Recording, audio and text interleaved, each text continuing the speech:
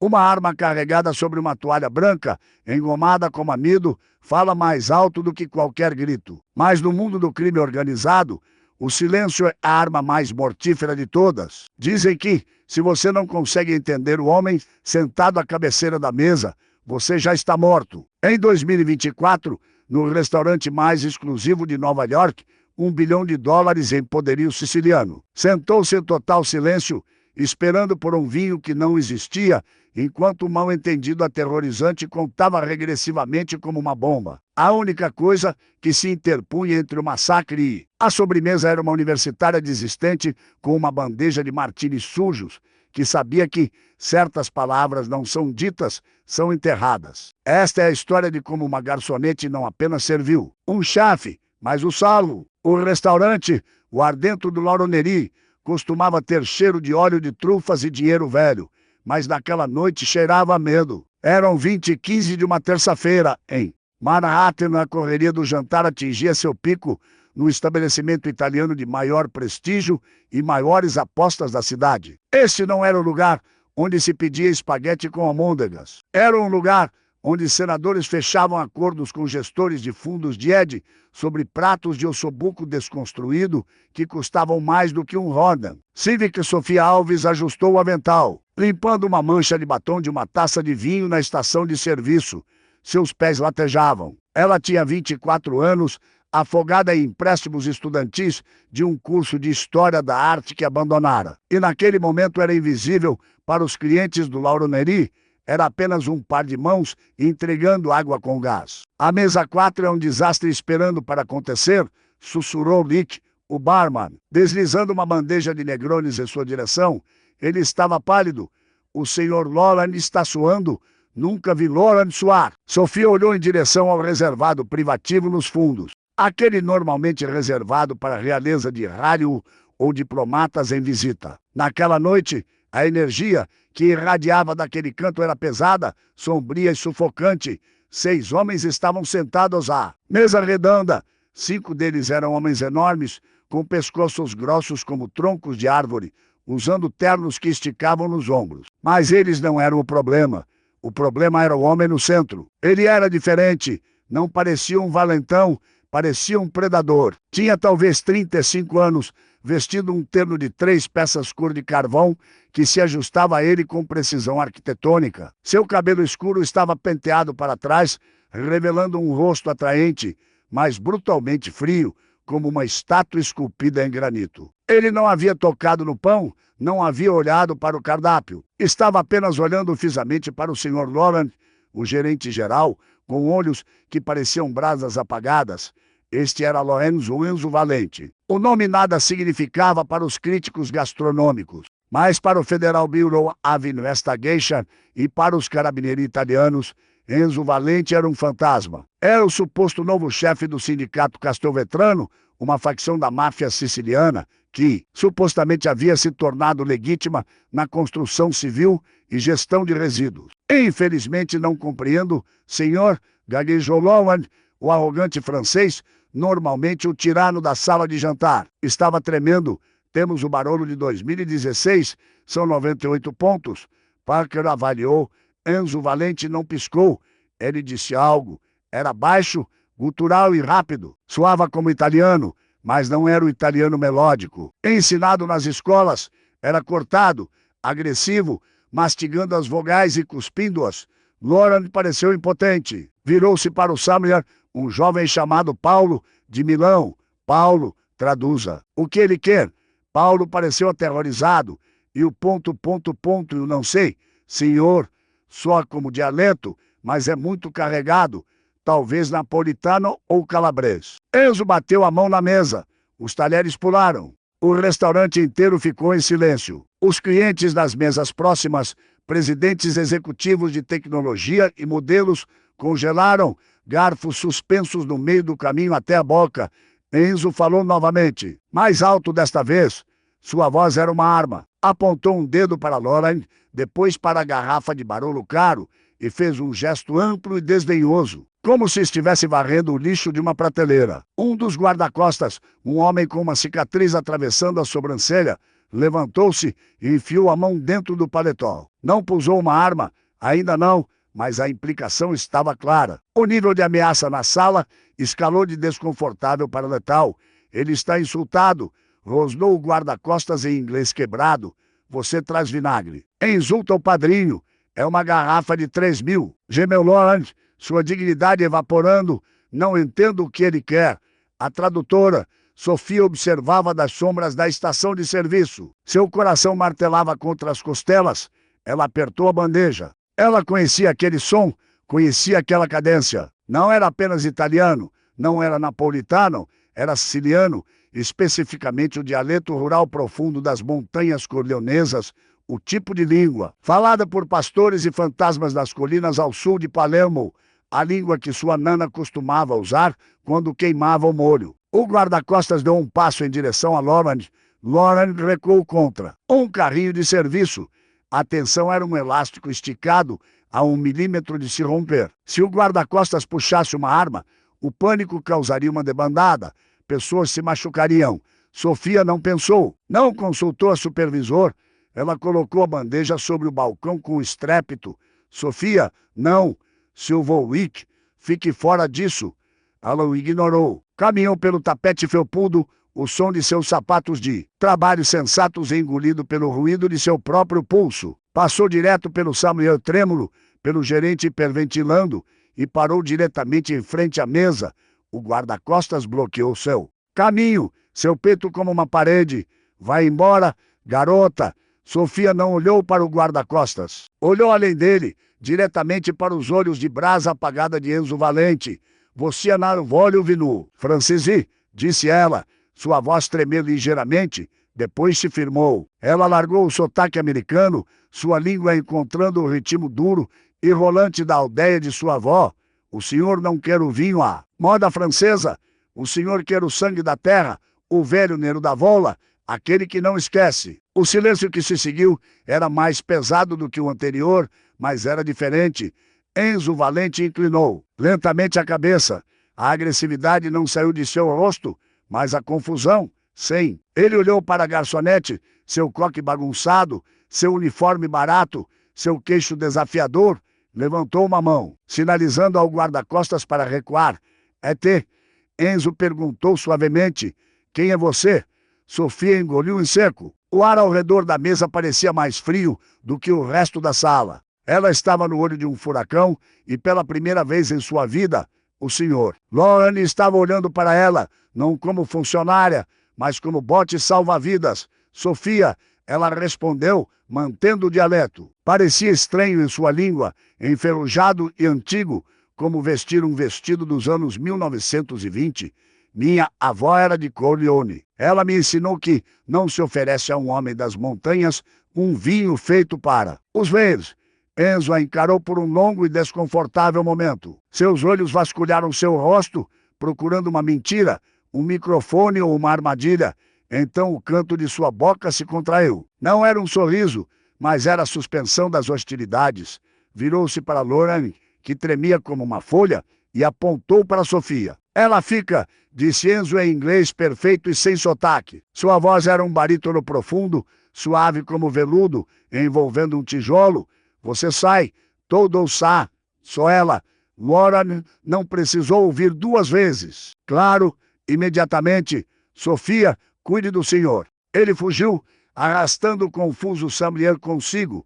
Agora era apenas Sofia e os 6 homens. O vinho, disse Enzo, voltando ao dialeto, estava testando. Você tem ou são apenas palavras bonitas? Para salvar a pele do seu chefe, temos uma garrafa na adega, disse Sofia. Não está no cardápio. O dono guarda para si mesmo. Um Nero da Vola de 2001, de um pequeno vinhedo perto de Pachino. É forte, tem gosto de amora e alcatrão. Enzo se recostou, desabotoando o paletó. Traga, e traga um copo limpo. Este cheira a detergente. O vinho e a conversa. Sofia correu para a adega. Suas mãos tremiam tanto que ela quase derrubou a chave. Encontrou a garrafa empoeirada, esquecida na reserva privativa do proprietário. Pegou um cálice de cristal, polindo-o freneticamente com um pano de linho até brilhar. Quando voltou, o clima à mesa havia mudado.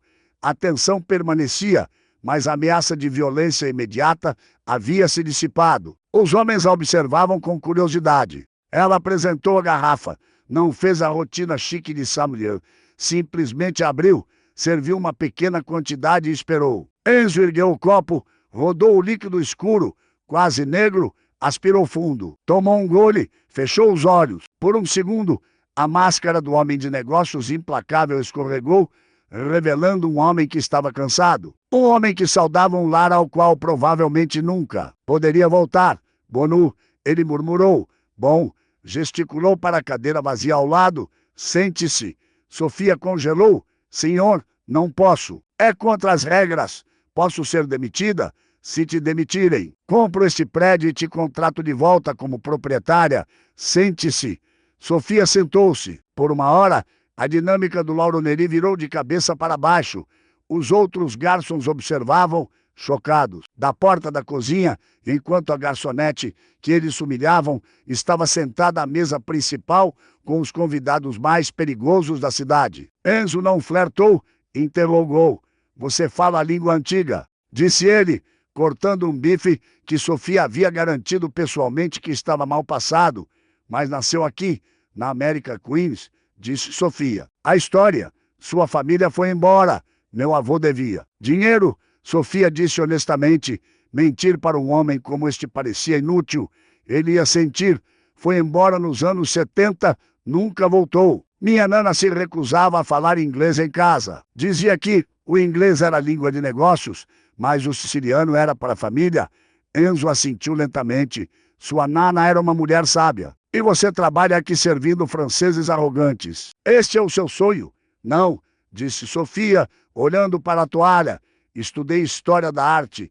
Queria ser curadora, mas a vida acontece. Meu pai ficou doente. Contas médicas. Larguei o curso. Dinheiro, disse Enzo com uma ponta de cinismo na voz. Sempre acaba nisso. É a única língua que todos falam com fluência. Ele encheu o copo dela. Beba, ordenou suavemente. É pecado beber. Sozinho. Ela tomou um gole. Era rico, encorpado e delicioso. Você tem uma mente afiada, Sofia, disse Enzo, seus olhos fixos nos dela. Você leu a sala, viu o perigo, agiu. A maioria das pessoas. Congela. Você não congela. Eu estava com medo, ela admitiu. O medo é bom. O medo te mantém viva. É a ausência do medo que mata os homens. Ele sinalizou para a conta. Quando veio, mais de 4. $0. Enzo não olhou. Jogou um pesado cartão American Express preto na bandeja. Ao se levantar para ir, o restaurante pareceu respirar. Os guarda-costas formaram uma escolta ao seu redor. Enzo abotoou o paletó, tornando-se novamente a estátua. Ele parou ao lado da cadeira de Sofia, inclinou-se, sua boca perto do ouvido dela. Ela podia sentir seu perfume, sândalo, tabaco e ar frio. Você sabe o seu gerente de uma viagem ao hospital esta noite? Ele sussurrou. Não esqueço favores e não esqueço rostos. Ele saiu. Sofia ficou ali, atordoada. Olhou para baixo, para o recibo do cartão de crédito que ele havia deixado na mesa. Na linha da gorjeta, ele não havia escrito uma porcentagem, havia escrito um número, $5 dos Estados Unidos. 0 e abaixo, um número de telefone. A proposta, na manhã seguinte, a vida de Sofia não parecia um conto de fadas, parecia uma ressaca. Ela acordou em seu apartamento apertado em Astoria. O som do trem elevado sacudia suas janelas. A noite anterior parecia uma alucinação, exceto pelo recibo dobrado em seu bolso. Eram 3 meses de aluguel, era uma fatia de seus empréstimos estudantis. Era liberdade, mas o número de telefone queimava em sua mente. Ela foi trabalhar. A atmosfera no Lauro Neri havia mudado. O Sr. Loran a tratava com uma mistura bizarra de reverência e suspeita. Não gritou com ela por chegar 5 minutos atrasada. Na verdade, lhe trouxe um café. Ele pediu por você, disse Loran, sua voz tensa. O Sr. Valente, a assistente dele, ligou. Ele tem uma reserva para esta noite, às 8. Especificou que você deve ser a garçonete exclusiva dele. Não deve atender outras mesas. Sofia sentiu um arrepio percorrer sua espinha. Eu não posso. Esta noite é o aniversário do meu irmão.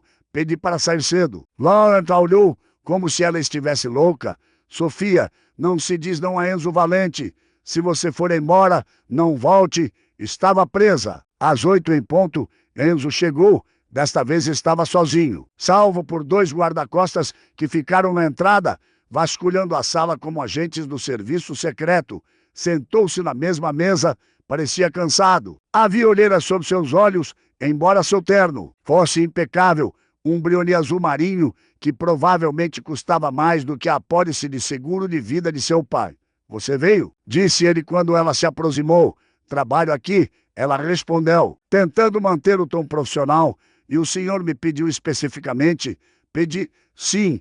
Ele olhou para o cardápio, mas não o leu. Odeio comer sozinho. A comida tem gosto de cinzas. Sente-se. Senhor, ontem foi uma exceção. O gerente recebeu uma generosa taxa de consultoria para olhar para o outro lado. Enzo interrompeu. Sente-se. Ela sentou. Desta vez a conversa foi diferente. Não era sobre o passado dela, era sobre o presente dele. Ele começou a falar no dialeto novamente, como se estivesse testando sua resistência. Falou sobre empreiteiros que não cumpriam prazos de entrega de concreto. Falou sobre sindicatos locais que o pressionavam. Ele falava em código, mas Sofia havia crescido ouvindo seu tio sussurrar na cozinha.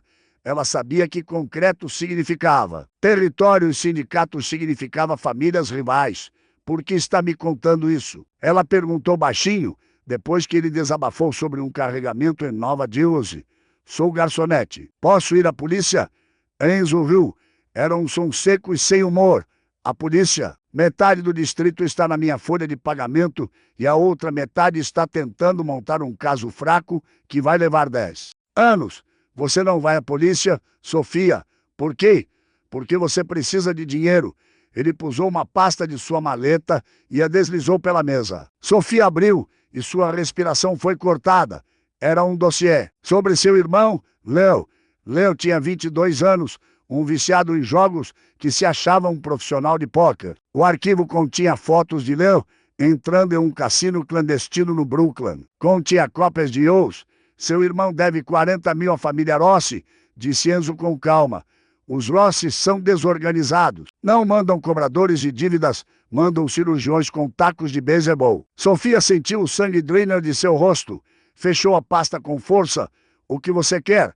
Está ameaçando ele? Não, disse Enzo. Estou oferecendo uma troca. Ele se inclinou para a frente. Os olhos intensos. Preciso de uma tradutora. Não para cardápios, para reuniões. Você fala inglês perfeitamente? Sofia, eu sei. Mas os homens com quem lido, a velha guarda da Calábria. Os enviados de Palermo, eles falam em enigmas, falam em provérbios. Preciso de alguém que entenda a cultura, não apenas as palavras. Preciso de alguém que possa ouvir o que não está sendo dito. Preciso de alguém invisível. Uma mulher, uma garçonete servindo café, enquanto os homens falam de negócios. Você quer que eu espione para você? Ela sussurrou. Quero que você seja meus ouvidos. Em troca, compro a dívida do seu irmão, a elimino. Ele sai livre e te pago 10 mil por mês. Sofia olhou para o homem. Ele era perigoso, era um criminoso, era tudo o que sua nana havia alertado. Mas olhando para as fotos de Leo, ela sabia que não tinha escolha. Os Ross iriam machucá-lo. Quando começo, ela perguntou. Enzo sorriu. Desta vez o sorriso chegou aos olhos. Era um sorriso assustadoramente charmoso. Agora mesmo, ele disse, termine seu vinho. Temos uma reunião no Lubianes à meia-noite. E Sofia, tire o avental. Você não serve mais a comida. Você serve a família. A reunião da meia-noite aconteceu no fundo de uma padaria na Gordon Street, que estava oficialmente fechada desde 1998. As janelas estavam pintadas e o ar de dentro cheirava a farinha velha, expresso e charutos de primeira qualidade. Sofia sentou-se à direita de Enzo. Não usava mais seu uniforme de poliéster. Enzo havia enviado uma estilista ao seu apartamento. 2 horas antes da reunião, ela agora usava uma blusa de seda preta, calça sob medida e saltos que soavam ameaçadoramente no linóleo. Parecia uma advogada ou a esposa de um assassino. Sentia-se uma impostora. Do outro lado da mesa estava Dom Salvatore, Um homem que parecia um avô gentil até que você visse suas mãos. Estavam cobertas de manchas, cenes e cicatrizes, repousando na cabeça de uma bengala prateada. Era flanqueado por 2 sobrinhos, homens agressivos em jaquetas de couro que ficavam encarando a garganta de Sofia. Dom Salvatore lhe dás. Boas-vindas, Sofia traduziu, sua voz firme, apesar do ritmo acelerado de seu coração. Ele diz que o tempo tem estado frio para esta época do ano. Enzo não olhou para Salvatore, olhou para suas unhas. Diga a ele que não vim aqui para discutir meteorologia, vim pelos contêineres e embarque em Nur. Sofia mudou para o pesado dialeto calabrês que Salvatore usava, uma mudança distinta do siciliano que usava com Enzo. Nansiamo capai parlare di tempo, volemo parlare di container. Salvatore sorriu, revelando dentes amarelados. Começou a falar, sua voz um rumor grave. Falou de família, de tradição, de como as frutas nos contêineres eram frescas, mas os oficiais da alfândega estavam com fome. Sofia ouviu, seu cérebro trabalhando em overdrive. Não era apenas tradução, era decodificação. Frutas significavam cocaína, oficiais da alfândega significavam subornos. Mas havia algo mais. Salvatore continuava usando uma frase específica, l'amico di Lortu, o amigo do jardim. Em italiano padrão, soava inocente, mas no dialeto específico das montanhas do Aspromonte, onde Salvatore havia nascido, o amigo do jardim era um velho código para um traidor. Uma serpente. Sofia congelou, olhou para os sobrinhos. Eles mudaram de peso. Um deles tinha a mão perto do cinto, não em uma coulter, mas perto de um pequeno dispositivo remoto na mesa. O que ele disse? Perguntou Enzo, sua voz baixa. Sofia se inclinou, fingindo servir um copo d'água a Enzo. Seus lábios roçaram sua orelha. Ele está mentindo, ela sussurrou. Fica referenciando. Um amigo no jardim, na aldeia dele, isso significa uma armadilha. Ele não está vendendo a rota para você. Está vendendo você para os federais. Os agentes da alfândega com fome não estão procurando subornos, estão esperando lá fora. Enzo não vacilou, não olhou para a porta, não olhou para os sobrinhos. Tem certeza? Ele murmurou. Lembro do meu avô contando histórias sobre a guerra nas montanhas. Ela sussurrou de volta. O amigo no jardim é aquele que você mata antes que ele te morda. Enzo assentiu, um movimento microscópico. Levantou-se abruptamente. A cadeira arranhou o chão. Os sobrinhos de Salvatore pularam, mãos indo para suas armas. Minhas desculpas, Dom Salvatore, disse Enzo em inglês, sua voz retumbante. Minha assistente me lembrou de um compromisso urgente. Parece que a fruta está madura demais para o meu gosto. Os olhos de Salvatore se estreitaram. Vai embora agora. Me insulta? Valente? Melhor ser insultado do que encarcerado, respondeu Enzo, frio como gelo. Ele agarrou o braço de Sofia com força e a pusou em direção à saída dos fundos, não à porta da frente por onde havia entrado. Mexa-se. Agora, quando irromperam no beco, a frente da padaria explodiu em luz e barulho. Agentes federais, ninguém se mova, federais. Eles já estavam em movimento pelo beco, Enzo protegendo Sofia com seu corpo. Enquanto corriam em direção a um SUV preto à espera. Mergulharam no banco traseiro quando o motorista acelerou, os pneus gritando contra o asfalto molhado. Dentro do carro, o silêncio era ensurdecedor. Sofia estava hiperventilando. Ela havia acabado de estar no meio de uma operação federal. Enzo a olhou. As luzes da rua piscavam sobre seu rosto, iluminando os ângulos afiados de seu maxilar. Ele a olhou não como uma ferramenta, mas com uma intensidade aterrorizante. Você estava certa? Ele disse. Eles iam me prender. Ou me matar. Ela ofegou. Salvatore joga dos dois lados. Ele estendeu a mão e segurou a dela. Sua palma era áspera, seu aperto possessivo. Você tem um bom ouvido, Sofia, um ouvido muito bom. Quero ir para casa, disse ela, sua voz tremendo. Não consigo fazer isso. Sou formanda em História da Arte. Sirvo macarrão. Não fujo do FBI. Enzo a pusou para mais perto. O espaço entre eles desapareceu. O cheiro de perigo e sândalo a envolveu. Você não é mais garçonete, disse ele, seu polegar roçando seu pulso. Você é a única pessoa nesta cidade em quem posso confiar. Agora você é minha, Sofia, e cuido do que é meu. Ele não a beijou. Fez algo mais íntimo. Tirou os grampos de seu cabelo, deixando-os cair sobre seus ombros, declarando sua transformação. Motorista, Enzo comandou, nos leve à cobertura. Ela não vai voltar para o Queens esta noite. A cobertura, 3 meses se passaram. Sofia Alves havia efetivamente desaparecido. Em seu lugar estava uma mulher que usava Prada como armadura e falava 4 dialetos do italiano com a precisão de uma diplomata. Ela morava numa suíte de hóspedes na ampla cobertura de Enzo, com vista para o Central Park. Seus empréstimos estudantis estavam quitados. Seu irmão Léo estava em uma instalação de reabilitação de luxo no Arizona, totalmente financiada por uma doação anônima. Ela tinha tudo o que havia sempre temido perder: segurança, dinheiro, status. Mas era uma prisioneira, a cobertura era uma fortaleza, o elevador exigia uma varredura de retina. 2 guarda-costas, Marco e Luca, estavam sempre na porta. Enzo era um fantasma, aparecendo para o jantar, arrastando-a para reuniões de alto risco e depois desaparecendo em seu escritório para fazer ligações que encerravam vidas. O romance entre eles era um pavio queimando lentamente. Estava no jeito como ele tocava as costas dela ao guiá-la por salões de baile lotados. Estava no jeito como ele a observava comer, como se estivesse faminto. Mas ele nunca cruzou a linha. Mantinha uma parede de vidro entre eles, proteção, ou talvez medo de que se a tocasse, a arruinasse. Numa terça-feira chuvosa, a parede de vidro rachou. Enzo voltou para casa mais cedo. Estava sangrando. Sofia estava na biblioteca, lendo um livro sobre arquitetura renascentista, quando o elevador soou. Enzo tropeçou para fora, segurando o lado. Sua camisa branca estava manchada com uma flor vermelha que brotava logo acima do quadril. Enzo, ela largou o livro e correu até ele. Não é nada, ele grunhiu, apoiando-se pesadamente contra a parede. Um tiro de raspão. Apenas um aviso dos russos. Precisamos de um médico. Ela entrou em pânico, estendendo a mão para o telefone. Sem médicos, ele rosnou, derrubando o telefone de sua mão. Sem hospitais. A polícia monitora registros de ferimentos à bala.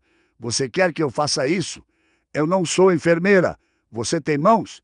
Tem vodka? Tem linha? Cuide. Ele desabou no sofá de couro. Sofia não teve tempo de discutir.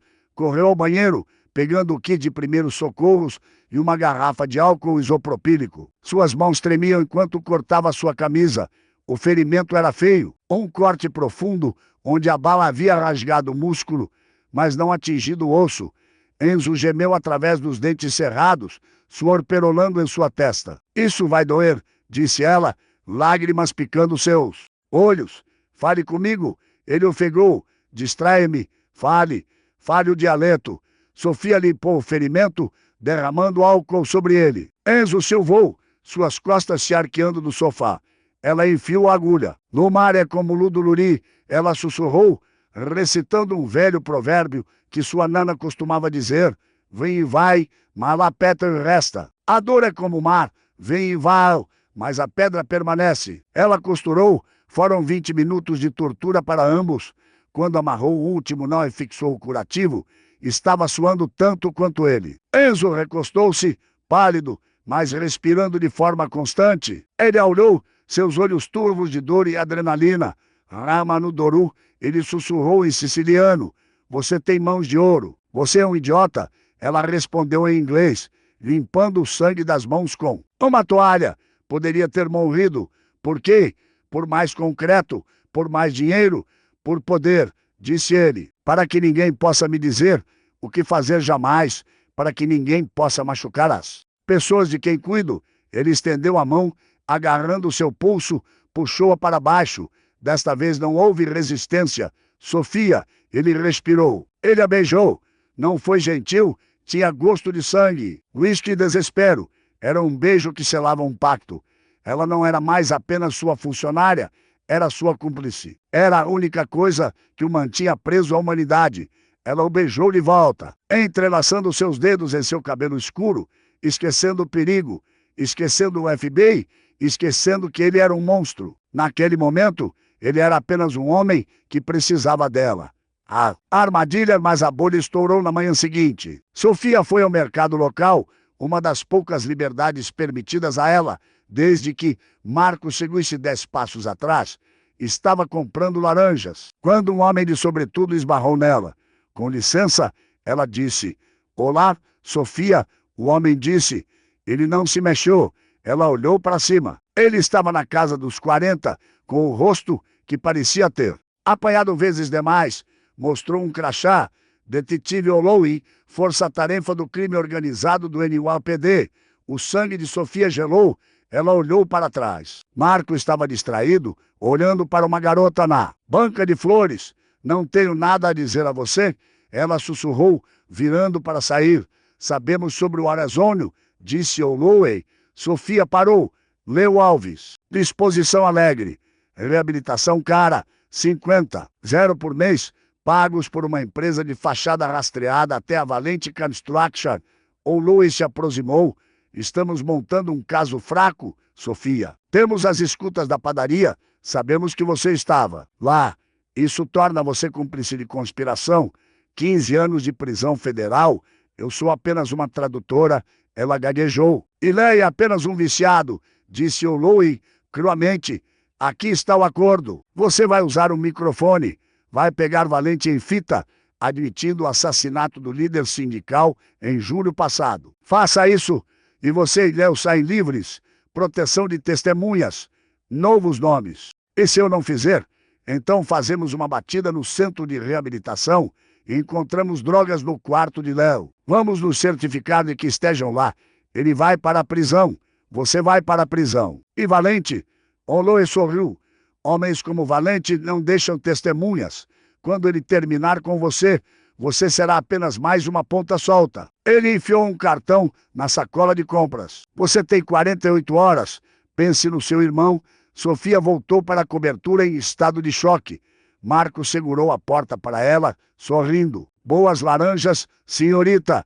Ela olhou para ele, depois para a cobertura que se havia tornado seu lar. Ela olhou para Enzo, que a esperava na varanda, já curado o suficiente para ficar de pé, segurando 2 taças de vinho. Ele a olhou com uma ternura que ela nunca havia visto antes. Sente sua falta, ele disse. Sofia sentiu o peso do cartão do detetive em sua bolsa como um tijolo de chumbo.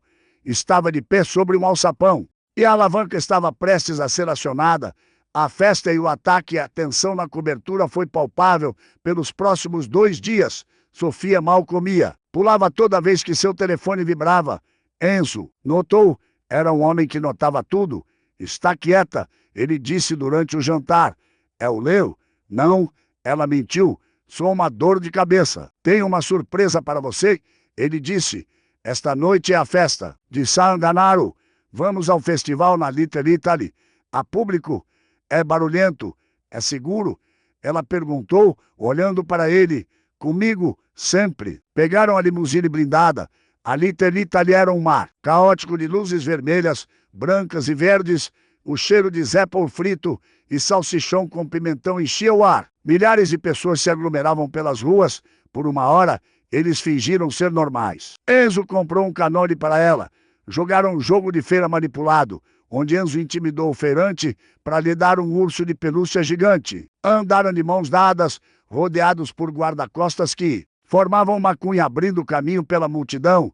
Mas a noite não era apenas para diversão, era uma cúpula. Eles entraram no Il Cortile, um famoso restaurante que havia sido esvaziado de todos os outros frequentadores. O Jardim dos Fundos estava cheio com os chefes das 5 famílias. Era uma reunião de tratado de paz, um encontro para dividir os territórios do recentemente falecido Dom Salvatore. Este era o momento que Holloway queria. Esta era a reunião onde discutiriam os assassinatos, os esquemas, o concreto. Se ela estivesse usando um microfone, poderia derrubá-los a todos. Ela não estava usando um microfone. Havia dado descarga no cartão de Holloway. Ela sentou ao lado de Enzo. O ar estava denso de fumaça e testosterona. Do outro lado da mesa estava um homem que Sofia não havia encontrado antes. Este era Matteo, o açougueiro. Matteo era jovem, chamativo e odiava Enzo. Valente traz seu animal de estimação. Matteo zombou, falando em inglês. Ela faz truques. A mão de Enzo apertou a taça de vinho. Ela fala italiano melhor do que você, Matteo. E tem mais honra. Honra. Matei ouviu. Ouvimos rumores, Enzo. Ouvimos que você está ficando mole. Ouvimos que está quitando dívidas de viciados no Arizona. Sofia congelou. Como ele sabia? Cuidado. Matou. Sou cuidadoso, disse Mateo. Mudou para um dialeto. Não era siciliano. Não era. Calabrês. Era uma gíria crua usada pela camorra de Nápoles. O lupo dormia pecura. Mateo disse para seu associado à esquerda, sorrindo. O lobo dorme com as ovelhas. Então acrescentou algo. Mais rápido, mais baixo. Stasiro lupo mole. A mente de Sofia acelerou. Ela decodificou as vogais. Analisou a sintaxe. Stasira, esta noite. O lobo, morre. Esta noite. O lobo morre. Quando os fogos de artifício começarem, o lobo morre. Mateo sorriu para Enzo, levantando seu copo em um brinde. A paz. Enzo estendeu a mão para seu copo. Não, Sofia gritou. Ela bateu no copo da mão de Enzo. O vinho tinto se espalhou pela toalha branca, manchando-a como sangue. A sala entrou em erupção. Armas foram sacadas instantaneamente. 10 homens se levantaram. Cadeiras caindo. Ela é louca. Mateo gritou. Ela atacou o padrinho. Ele vai te matar. Sofia gritou para Enzo, agarrando suas lapelas. Quando os fogos de artifício começarem. O vinho não é o veneno. O timing é uma emboscada. Enzo a olhou. Depois olhou para Mateo. Naquele exato momento, o primeiro fogo de artifício do festival explodiu acima com um enorme estrondo. Simultaneamente, o garçom parado atrás de Enzo, um homem que estava reabastecendo os copos d'água, derrubou uma jarra e pusou uma pistola com silenciador do COS.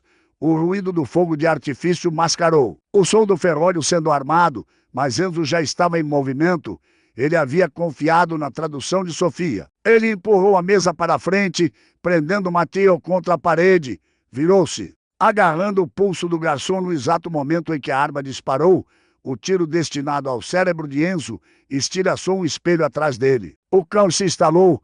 Os guarda-costas de Enzo abriram fogo. O jardim virou uma zona de guerra. Abaixe-se. Enzo rugiu, jogando Sofia no chão e a cobrindo. Estilhaços choveram sobre eles. Temos que ir. Marco gritou, atirando de volta nos homens de Mateo. Enzo arrastou Sofia para cima. Eles correram pela cozinha, desviando de cozinheiros e pratos voando, e romperam para a rua lotada do festival. A multidão aplaudia os fogos de artifício. Completamente ali há um massacre acontecendo a 50 metros de distância. Não podemos usar o carro. Enzo gritou sobre o barulho das explosões. Eles terão a rua bloqueada. Precisamos desaparecer. Para onde? Sofia chorou. Eles sabem onde você mora. Enzo a olhou. Estava sem fôlego, seu terno rasgado, seus olhos selvagens. Não para o meu lugar. Para o seu apartamento, o Queens. Ninguém sabe que você existe mais. É o último lugar que vão procurar. Eles correram para a estação de metrô, misturando-se na multidão de turistas que saíam do festival. O chefe da máfia siciliana e sua tradutora amontoados juntos no trem, fugindo por suas vidas. Enquanto o trem chacoalhava sob o rio, Enzo olhou para Sofia. Não disse obrigado. Enfiou a mão no bolso e pulsou o telefone. Discou um número. Está feito, disse ele ao telefone. Mateo virou pó. Queime tudo. Comece com os armazéns dele. Ele desligou e olhou para Sofia. Você me salva de novo? Ele disse suavemente. Você quitou a dívida do meu irmão? Ela respondeu, encostando a cabeça em seu ombro, exausta. Estamos quites? Não, disse Enzo, sua voz sombria. Não estamos quites. Estamos apenas começando. Mas Sofia sabia de algo que Enzo não sabia. Quando o trem chegou ao Queens, ela viu um homem de sobretudo bege parado na extremidade do vagão, lendo um jornal.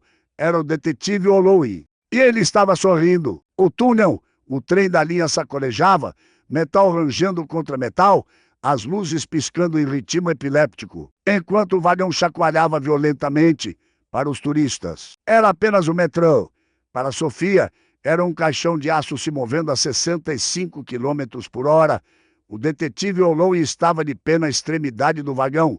Não sacou uma arma. Não ali, não com civis assistindo. Apenas a encarou, um sorriso predatório estampado em seu rosto, segurando um jornal dobrado que escondia sua mão direita. Enzo viu. O reconhecimento foi instantâneo. Uma mudança química no ar. A mão de Enzo foi para o cinto, mas parou. Estava ferido, sangrando lentamente através de sua camisa social e não tinha arma. Havia deixado sua pistola no chão do jardim do restaurante. Ele está aqui, Enzo sussurrou, seus lábios mal se movendo. Não olhe, eu vi. O coração de Sofia martelava contra suas costelas como um pássaro preso. O que fazemos? Na próxima estação. Ele murmurou, quando as portas abrirem, eu vou para a esquerda, você vai para a direita, você corre, não olha para trás, você desaparece. Não, disse Sofia, agarrando seu braço. A seda de seu terno arruinado estava úmida de suor. Ele não está sozinho. Olha o homem perto das portas corrediças e aquele fingindo dormir perto da cabine do motorista. Estão nos cercando. Enzo varreu o vagão. Ela estava certa. Era uma caixa de morte. Holloway não viera prendê-los, viera para matá-los. Garota esperta, disse Enzo, um sorriso sombrio tocando seus lábios. Então, não esperamos pela estação. Enzo se levantou, alcançou a alavanca de emergência vermelha com a etiqueta não puxar, segurou-a firme. Segure-se, ele comandou. Ele pusou a alavanca com toda a força. Os freios engrenaram com um ensurdecedor guincho. O trem não apenas parou, estremeceu como se tivesse batido numa parede. Os passageiros foram arremessados para a frente. Turistas gritaram. Bagagem voou pelo vagão. No caos. As luzes morreram completamente. Vai, Enzo rugiu. Ele não foi pelas portas. Juntou a janela da cabine do motorista na extremidade do vagão, estilhaçando o vidro. Agarrou Sofia pela cintura e só pela abertura irregular para fora, na passarela estreita e aterrorizante do túnel do metrô. Eles aterrissaram no concreto frio com força. O túnel era pitch black, cheirando a ozônio, lixo e poeira antiga. À esquerda, o terceiro trilho eletrificado zumbia com voltagem letal. Mexa-se. Enzo rosnou, arrastando-a para cima. Eles correram pela escuridão, guiados apenas pelas luzes, distantes da estação à frente e pela adrenalina inundando suas veias. Atrás deles, ouviram gritos. Um feixe de lanterna cortou o escuro, faltando-os por centímetros. Pare aí, ecoou pelas paredes do túnel, distorcida e demoníaca. Você não pode escapar do NYPD. Valente, esta noite, ele não é NYPD. Enzo arfou, mancando pesadamente. É um freelance. Chegaram a uma escada de manutenção de emergência, levando a uma grade na rua. Enzo empurrou Sofia primeiro. Ela afastou a pesada grade de ferro, ofegando quando o ar fresco da noite em Queens bateu em seu rosto. Eles subiram para um beco. Elon Island City, a quilômetros de segurança de seu apartamento, mas fora da armadilha. Minha perna, Enzo gemeu, desabando contra uma lixeira. A corrida havia arrancado seus pontos. A lateral de sua camisa estava ensopada de preto. Precisamos de um carro, disse Sofia, frenética. Precisamos chegar ao Queens. Não, Enzo ofegou. O Queens está queimado. Eles sabem quem você é. Sabem seu endereço. Então, para onde? Enzo a olhou, seus olhos se turvando. O único lugar onde os lobos não vão. Ele desmaiou. O santuário. Sofia não chamou uma ambulância. Não chamou um táxi. Ela roubou uma van de entregas com o motor ligado em frente a um boteco. O motorista estava dentro comprando cigarros. Ela ajudou Enzo a entrar no banco do passageiro. Pulou atrás do volante e dirigiu. Dirigiu com a precisão fria que Enzo havia lhe ensinado. Não foi para o Queens. Foi para o fundo dos bairros, passando por zonas gentrificadas para áreas industriais. Esquecidas do Bronx. Foi a um lugar que não visitava há 10 anos. A igreja de São Miguel. Era uma igreja de tijolos desmoronando, onde seu avô havia sido diácono, o padre Tomás. Tinha 90 anos e era meio cego, mas devia à família Alves uma dívida que abrangia 3 gerações. Ela bateu na porta da casa paroquial às 2 da manhã. Quando o padre Tomás abriu, confundindo-os com fantasmas, Sofia falou no dialeto. Patri, havemos bisogno de santuário. O sangue chama o sangue. Padre, precisamos de santuário. O sangue chama o sangue. Eles esconderam Enzo na adega. Num catre normalmente reservado para o sacristão, por 3 dias, o mundo lá fora queimou. As notícias relataram um tiroteio entre gangues da Little Italy e uma caçada a Enzo Valente. O FBI congelou seus ativos.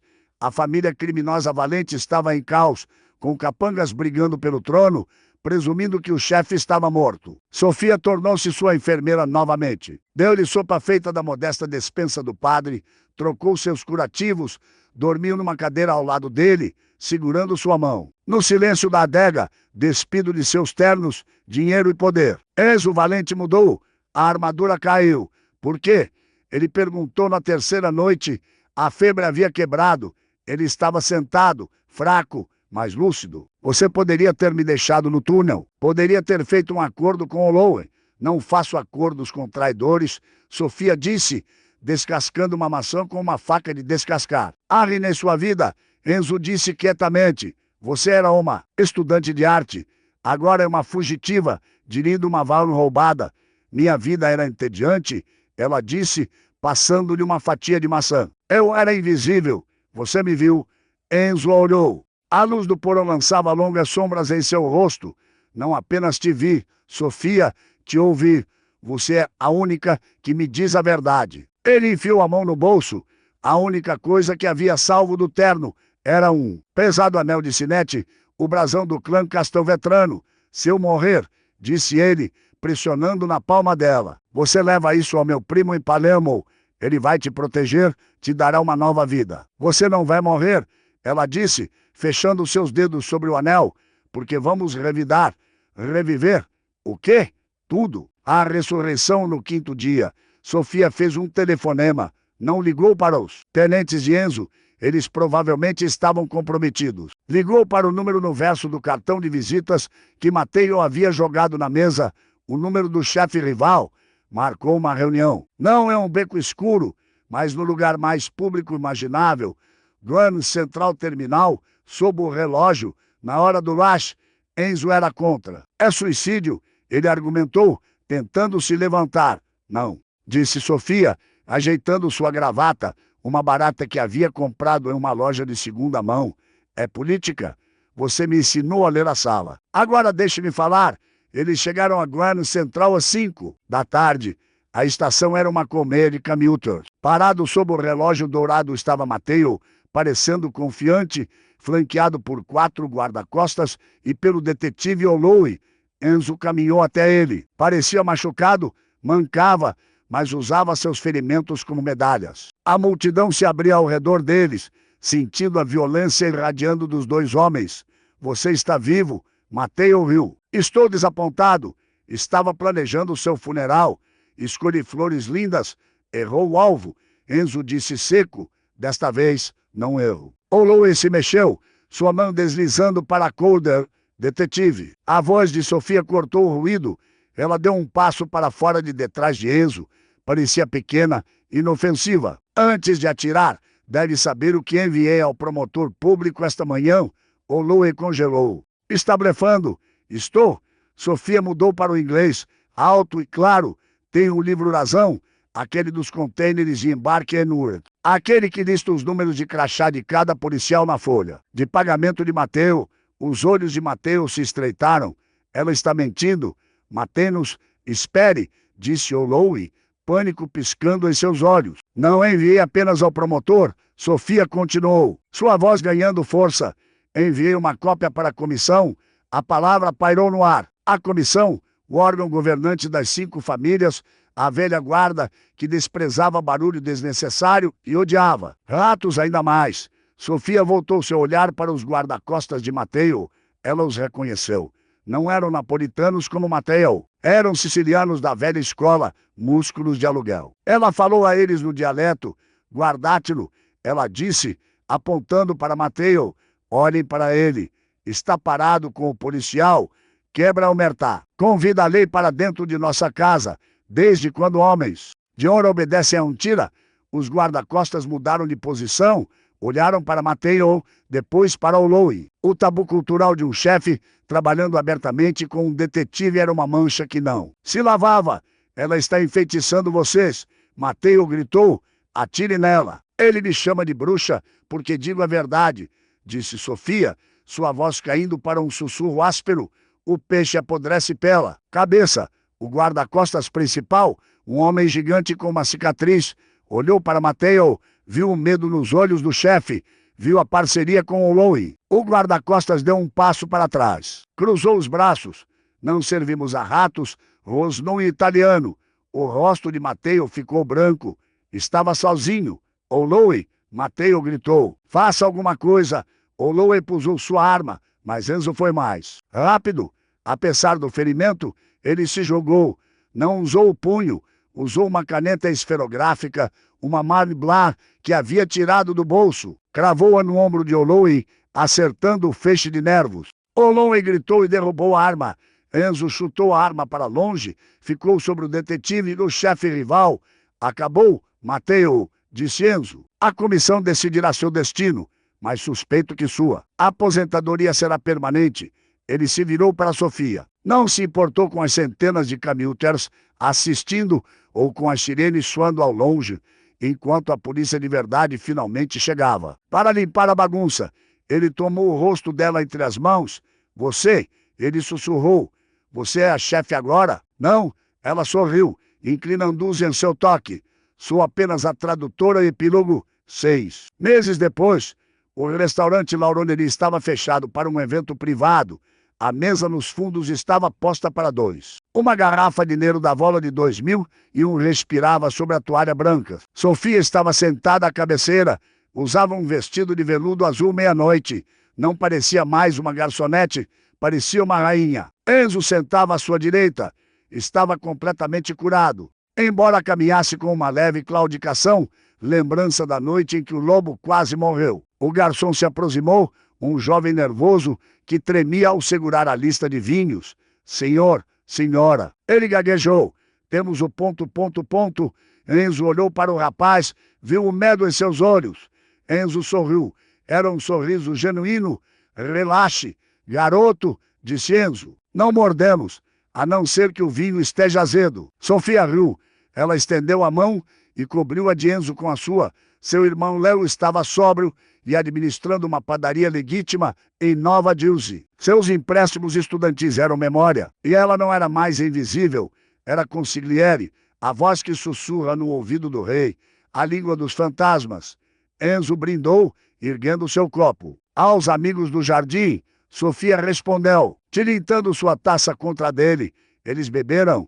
O vinho tinha gosto de amora, alcatrão e sobrevivência. Lá fora, a cidade de Nova York seguia em frente, alheia aos monstros e monarcas jantando em seu meio. Mas lá dentro, tudo era compreendido. Não eram necessárias palavras. Num mundo onde o silêncio é ouro e as palavras podem ser letais, Sofia Alves provou que a arma mais perigosa não é uma pistola, é a compreensão. Ela não apenas traduziu uma língua, ela traduziu a alma de um homem que havia esquecido que tinha uma.